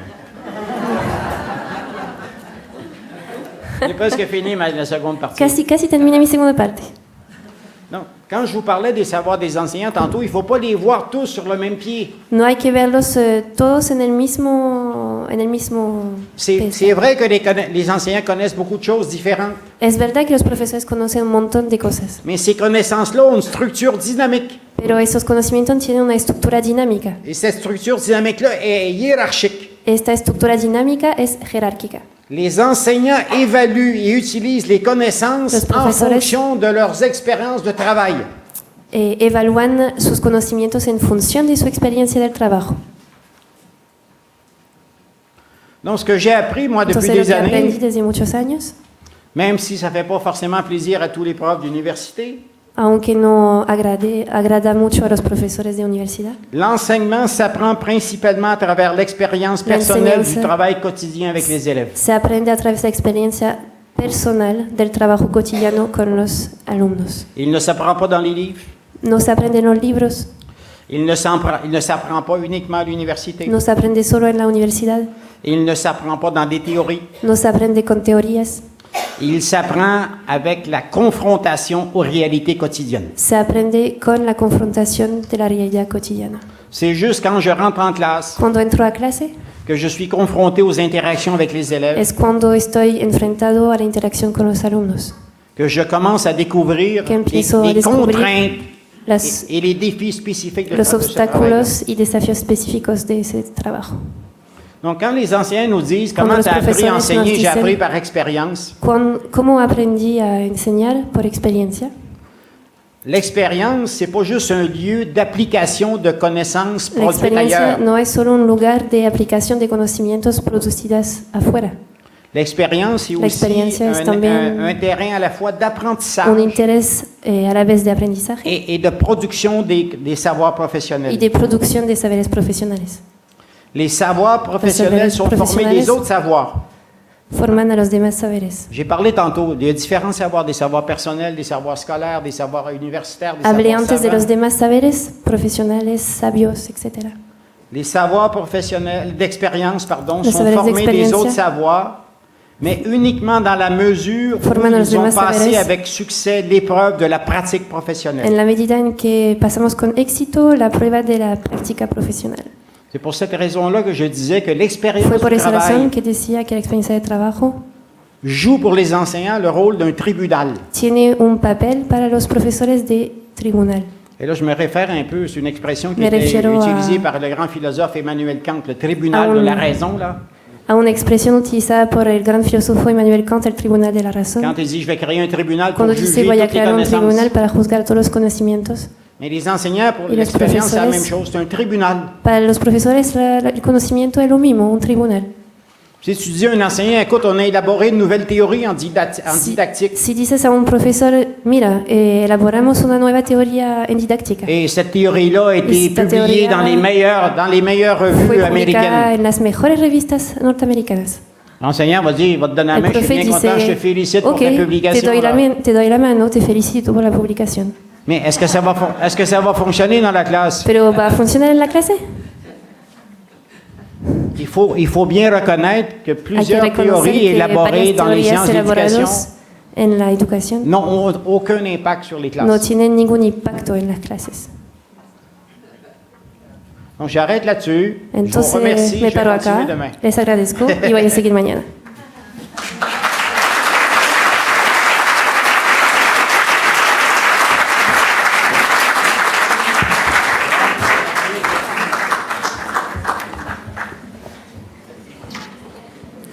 Agradecemos la exposición del doctor Maurice Tardif y a continuación pasaremos al diálogo con el público moderado por la profesora Edith Andrade del Instituto de Filosofía y Estudios Educacionales de la Universidad Austral de Chile. Para quienes deseen formular preguntas, nuestras asistentes de sala están en los costados con un micrófono. Les pedimos que la profesora Edith, cuando esté moderando, levanten la mano para poder acercarse y realizar la pregunta. Es fundamental el micrófono para poder realizar también la traducción y que se pueda entender bien.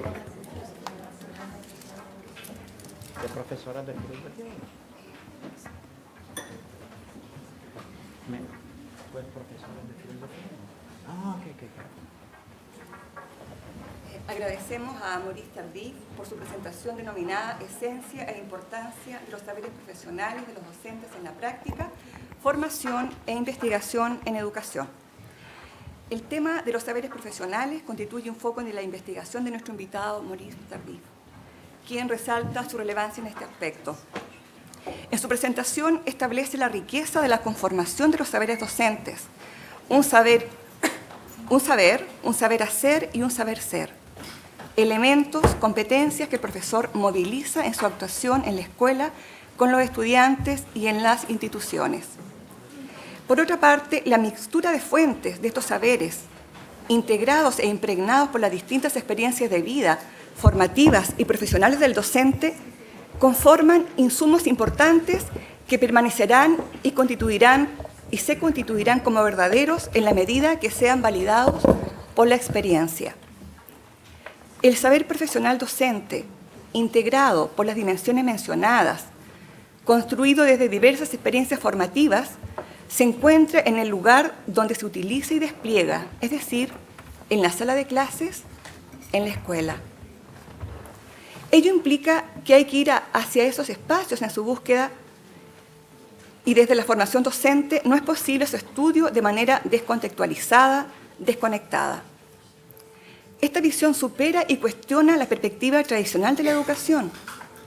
Tensiona el modelo aplicacionista que concibe la práctica como un espacio de aplicación de conocimientos de diferentes ámbitos y disciplinas, antecediendo el saber, la acción. La perspectiva propuesta conlleva un desafío a las instituciones formadoras en la búsqueda de la integración del saber profesional docente, donde la conexión de la formación y la práctica requiere muchas veces el cambio de una lógica disciplinar por una lógica profesional. Implica igualmente focalizar la investigación educativa más que sobre la enseñanza, al servicio de la enseñanza.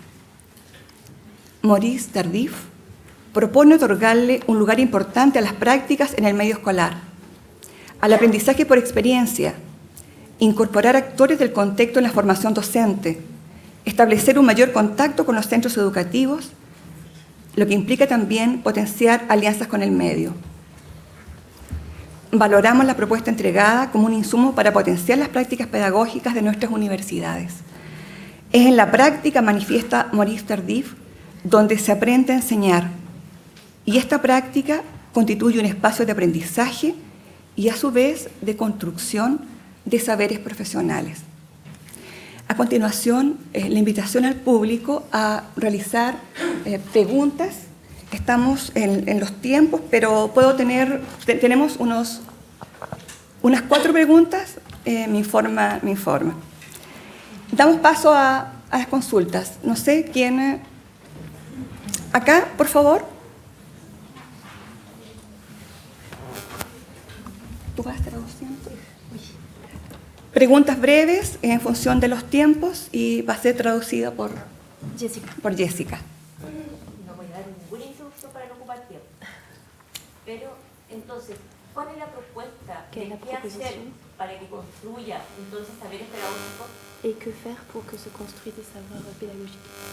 Y no reproduzca lo mismo de antes. Et que ça n'ait pas les mêmes conséquences qu'avant. Je vais en parler demain, là. Voy a hablar mañana de eso. Mais je pense qu'il faut faire de la place dans les universités aux enseignants de métier, là. Hay que dar espacio en las universidades a los profesores de trabajo. ¿Sí? Por favor. Ah, aquí.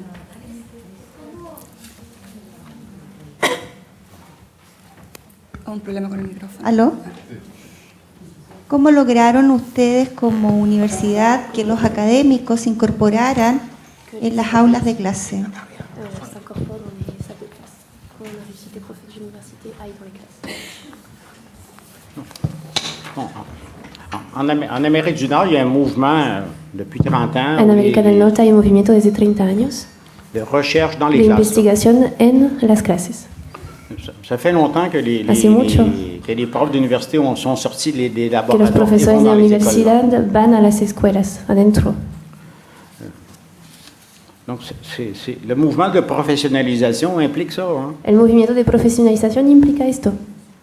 ¿Esa era la pregunta? Dans le fond, c'est un peu comme en médecine, là. En médecine, tu as Como en medicina. En médecine, tu as à l'université, tu as des professeurs En la théoriciens, universidad tienes profesores et tu as des médecins dans les hôpitaux. y médicos en los hospitales. Mais entre les deux, Pero entre los dos tu as des professeurs cliniciens hay profesores clínicos qui sont à cheval entre l'université et les hôpitaux. que están entre la universidad y los hospitales. Si existe en Valida también. Dans la formation des maîtres, l'enjeu est le même, là. En la formación de los profesores, la problemática es la misma. C'est-à-dire, ça ne prend pas juste des théoriciens à l'université puis des praticiens dans les écoles. No hay solo teóricos de la universidad y la gente que practica en las clases, Ça prend des gens qui travaillent à l'interface des deux sino institutions. gente que trabaja en las dos. Ça prend des traducteurs.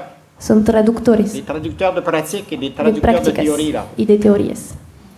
Et ça, à l'université, il y en a de plus en plus, là. Y esto en la universidad hay cada vez más. Beaucoup au Canada, En Canadá, en sciences de l'éducation, là, en ciencias de la educación, beaucoup de professeurs d'université sont des anciens enseignants. muchos profesores de la universidad son antiguos profesores.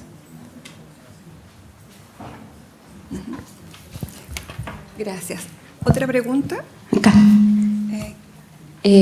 Entendiendo de que cuando un profesor que se ha formado en la universidad, al salir a ejercer todavía le queda mucho por aprender.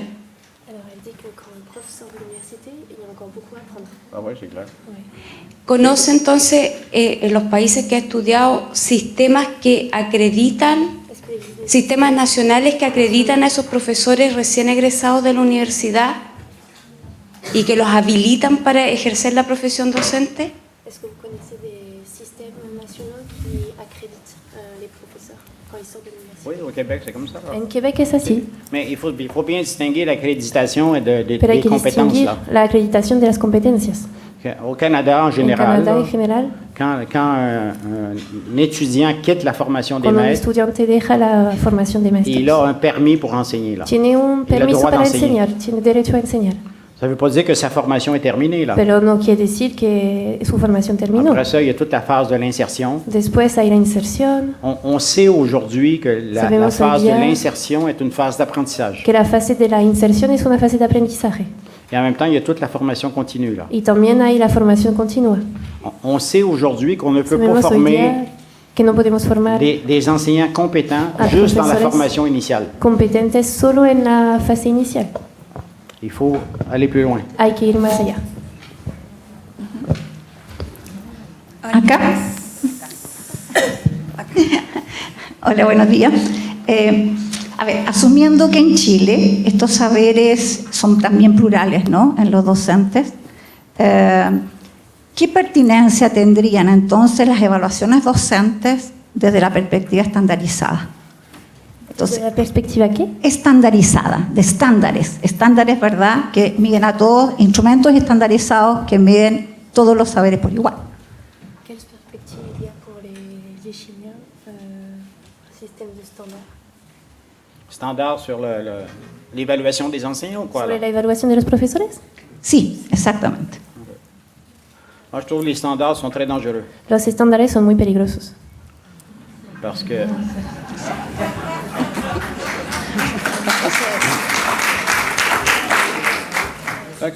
comme je le disais tantôt, Como lo decía antes, un enseignant, un profesor c'est pas quelqu'un qui a des théories abstraites. no es una persona que tiene teorías abstractas. Pourquoi? Parce qu'il travaille dans un contexte spécifique. Porque trabaja en un contexto específico. Il travaille dans tel quartier, dans Trabajar en telle école, tal barrio, tal avec escuela, tel genre d'enfants. con tal tipo de persona, de niños, Chaque contexte Cada a ses contexto contraintes et ses défis spécifiques. con sus obligaciones, tiene desafíos específicos. Non. Si je mets des standards uniformes, Si pongo estándares uniformes, je fais comme si cette variation des contextes n'existait pas. hago como si esta variación de contextos no existiera. C'est la même chose au Québec. Hein. Es lo mismo en Québec. Par exemple, depuis des années, là, Por il y a ejemplo, desde años, des palmarès des meilleures écoles. Hay como categorías de las mejores escuelas. Mais les meilleures écoles, assez Pero las mejores étrangement, escuelas c'est toutes les écoles des milieux extrêmement riches. son, de manera extraña, todas las escuelas del medio rico. Alors que les écoles les plus faibles, Mientras apparemment, que- sont les écoles des milieux défavorisés. Là. Mientras que las escuelas aparentemente más débiles son las escuelas de bajos recursos. Donc, on s'aperçoit qu'il y a des phénomènes de différenciation sociale. Entonces nos damos cuenta de que hay fenómenos de diferenciación social Et appliquer des standards y aplicar estándares uniformes me semble Me parecen- comporter un danger d'effacer ces Me- différences-là. me parecen que tienen ese peligro de borrar esas diferencias. Et ça conduit parfois à des pratiques aberrantes. Là, hein. Y lo que lleva a conductas un poco extrañas. Drill, ce que les Américains appellent drill for test. Là. C'est-à-dire enseigner juste pour les examens. Enseñar solo para los exámenes. Sería. Sí, sí. Yo tengo otra consulta, ¿sí? Dos Estaba preguntas hace más. rato preguntando, sí. ¿Ya? A ver, sobre las investigaciones realizadas y los saberes obtenidos por los profesores. Me inquieta el hecho de que en estos saberes, estos 12 años como mínimo, como alumno, en lo que es la enseñanza, ¿qué pasa con el profesor cuando ha tenido malas experiencias de las prácticas? ¿Qué pasa con este futuro profesor? Qu'est-ce qui se passe quand le prof a eu une mauvaise expérience de ses savoirs et de son, qu'est-ce qui se passe avec son futur comme professeur? Mon objectif est aujourd'hui de Mi objetivo présenter es hoy día presentar le rôle central el de rol l'expérience central de la experiencia dans la validation et la construction des savoirs en la professionnels. validación y la construcción de los saberes profesionales. Je ne dis pas que l'expérience No digo que est la l'alpha et experiencia l'oméga es du alfa y métier omega. d'enseignant. Là. Toute expérience est par définition locale et subjective. Toda experiencia es por definición subjetiva. L'expérience, c'est toujours l'expérience de quelqu'un là. Mi experiencia es la experiencia de alguien. Et dans ce sens-là, on peut dire aussi que En ese l'expérience sentido, possède des limites intrinsèques. La experiencia posee límites intrínsecos. Et effectivement, on constate qu'il y a des De enseignants hecho- expérimentés qui sont incompétents. Y bueno, nos damos cuenta de que hay profesores experimentados que son incompetentes. Moi, ma thèse est la suivante, là. Mi tesis es la siguiente. C'est on ne peut pas No podemos former des enseignants formar a profesores sans prendre en compte le sin rôle tomar de en cuenta l'expérience. el rol de la experiencia. Non. Ma thèse n'est pas de dire que l'expérience est toujours bonne. Mi tesis no es decir que la experiencia siempre es buena, C'est de dire qu'on ne peut pas former Es des decir- enseignants sans prendre en compte l'expérience réelle du travail des enseignants. es decir, que no podemos formar a los profesores sin tomar en cuenta la experiencia real del profesor. Tu auras beau vouloir former des enseignants compétents à l'université, Por más que queramos formar a profesores si competentes tu ne en la prends pas en universidad, compte l'expérience du travail réel, Si ça no ne to- fonctionnera pas. Là. si no tomamos en cuenta la experiencia real, no funcionará. Donc il faut bien nuancer ce que je dis là. Hay que hacer un matiz con lo que digo. Parce que dans une conférence rapide, on n'a pas le temps de nuancer là. En una conferencia rápida no se puede hacer matices. Moi, je ne suis pas en train de faire une déclaration d'amour à l'expérience, là. No estoy declarando mi amor por la experiencia, J'essaie de la situer dans le processus d'apprentissage de sino que l'enseignement. trato de ubicarla en el proceso de aprendizaje, Ce de que je dis, enseñanza. c'est que les théories universitaires doivent passer l'épreuve de l'expérience. Las teorías universitarias deben pasar la prueba de la experiencia, eso es lo que digo. Je ne dis pas que l'expérience ne peut pas être source d'erreur, là. No digo que la experiencia no puede ser fuente de error, Elle peut l'être, puede serlo, mais elle est aussi source de vérité pour les enseignants. pero también es fuente de verdades para el profesor. Et ça, c'est extrêmement important à prendre en compte dans la formation. Y eso es muy importante y hay que tomarlo en cuenta en la formación. Parce que si on veut montrer que cette vérité est relative, Porque si queremos mostrar que esa verdad es relativa, encore faut-il le montrer dans l'expérience. hay que mostrarlo también en la experiencia. Una última pregunta. Acá Aquí. quería hacer la pregunta. Le quería preguntar, profesor, si se llama saber profesional solo aquel que opera a nivel consciente y si existe saber profesional que opere a nivel del subconsciente. Y si es así, es decir, si existe saber profesional a nivel del subconsciente, entonces, ¿cuánto y cómo se producen los cambios en las prácticas pedagógicas?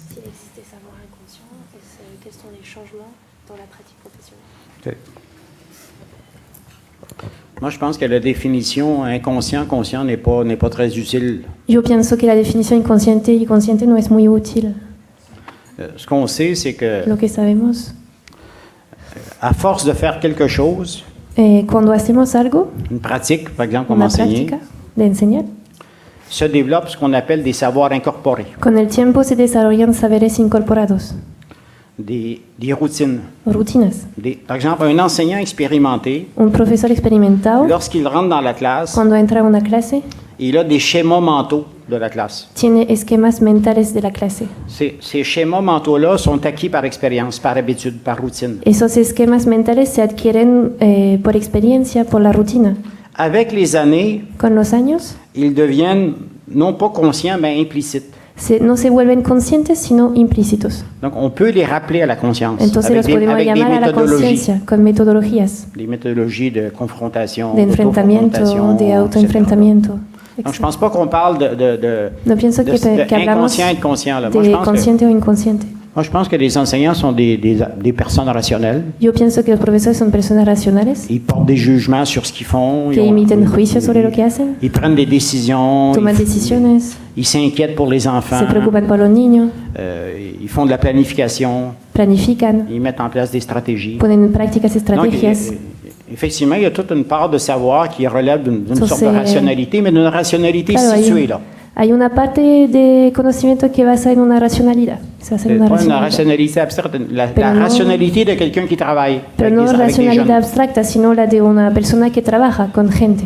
Mais la recherche montre qu'au fil des années, La investigación muestra a lo largo de los años qu'une partie de ces mécanismes que cognitifs parte de esos mecanismos cognitivos deviennent implicites et routiniers. se vuelven implícitos y rutinarios. C'est un peu comme un joueur d'échecs, là. Un poco como un jugador de ajedrez. Si vous prenez un joueur d'échecs professionnel, là, Si toman a un jugador de ajedrez profesional, il va regarder un échiquier avec une position, va là, a mirar su... puis en une seconde, il va comprendre la position. Y en un segundo va a entender la Comprendre la posición. position. Pourquoi? Parce qu'il a vu cette position-là ou des positions similaires des milliers de fois. Porque ha visto esa posición, esa postura millares de veces. Un joueur qui jugador commence les échecs Que empieza ne a jugar verra al rien. ajedrez, Il va chercher partout. va a buscar por todas partes. Mais les enseignants, c'est la même chose. Bueno, y los profesores es lo mismo. On sait par exemple que les enseignants débutants, lorsqu'ils rentrent en classe, Los profesores jóvenes cuando entran a clase, ils ont de la difficulté à se centrer sur les éléments essentiels de la situation. a ellos les cuesta centrarse en los elementos esenciales de Leur la attention de la est interacción. perturbée par toutes sortes de phénomènes. Les élèves qui font du bruit, d'autres La qui parlent. atención está perturbada por toda una serie de fenómenos, la gente que habla, Alors que ruido. les enseignants expérimentés ou les enseignants chevronnés voient mieux Los la profesores structure de la situation et comment experimentados la mobiliser. En cambio, ven mucho mejor la estructura y cómo utilizar el conocimiento. C'est bon? Gracias. Gracias. Agradecemos a Maurice Tardif su presencia, lo mismo que al público, y los invitamos a un café afuera del auditorium, y también los invitamos a presenciar una muestra artística musical de una escuela, de la escuela Juan Sebastián Bach, que nos deleitará afuera. Gracias.